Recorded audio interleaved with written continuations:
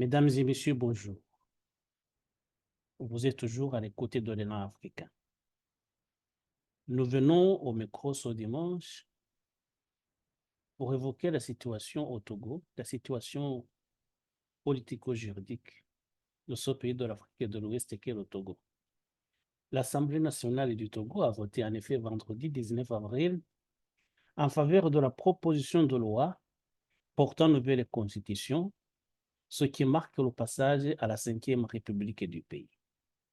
La révision constitutionnelle votée vendredi prévoit un changement majeur vers un régime parlementaire avec des ajustements dans les attributions du président du Conseil qui doit être choisi au sein de la majorité parlementaire. Dans le cadre de cette révision constitutionnelle du Togo, le mandat présidentiel, initialement prévu à 6 ans, dans la première mouture de cette loi qui avait été adoptée le 25 mars 2024, son mandat a été réduit à 4 ans renouvelables une seule fois. Selon les dispositions de cette nouvelle constitution, le président de la République sera désormais élu pour un mandat de 4 ans sans débat par le Congrès. Congrès, comme vous le savez, est composé du Sénat et de l'Assemblée nationale. Les candidats à la présidence seront présentés par les groupes parlementaires et des élus lors d'un scrutin secret à la majorité absolue. En tant que chef de l'État et garant de l'unité nationale, le président aura le pouvoir d'adresser des messages aux chambres et d'accréditer les ambassadeurs. Ce sera à peu près tout, puisque la fonction présidentielle a été vidée de toute substance. Avant de prendre ses fonctions, le président prêtera serment devant le Congrès conformément aux dispositions constitutionnelles. Pour le gouvernement togolais et ses soutiens, le nouveau système va favoriser une gouvernance et une gestion beaucoup plus concertée et décentralisée.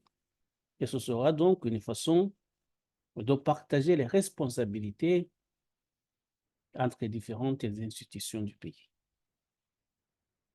Mais les détracteurs de ce projet de loi, de la nouvelle constitution, mettent eux en cause essentiellement la non-limitation des mandats du président du Conseil des ministres, qui est une sorte de super premier ministre.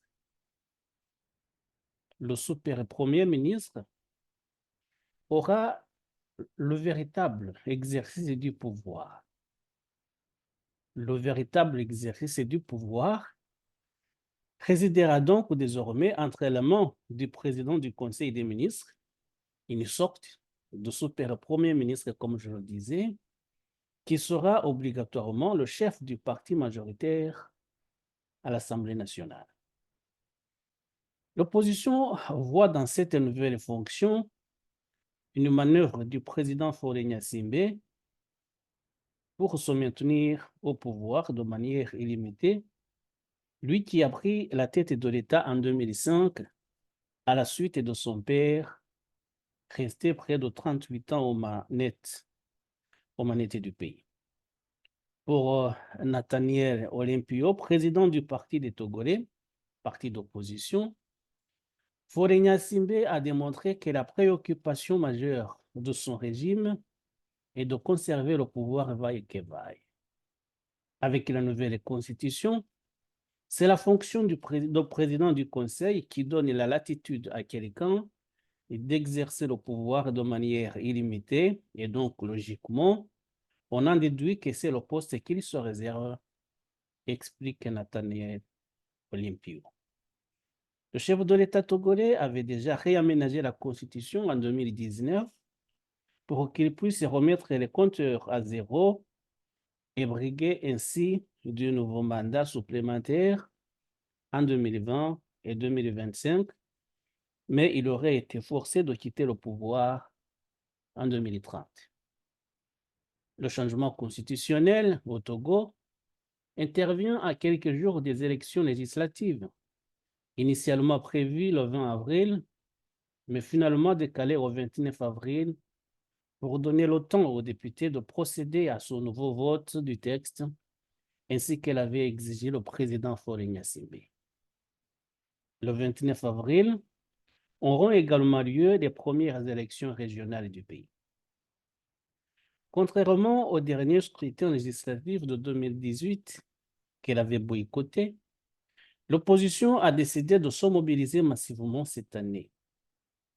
Elle avait prévu des journées de manifestation le 12 et 13 avril, mais elles ont été interdites par les autorités et les membres de l'opposition ont été empêchés de se réunir.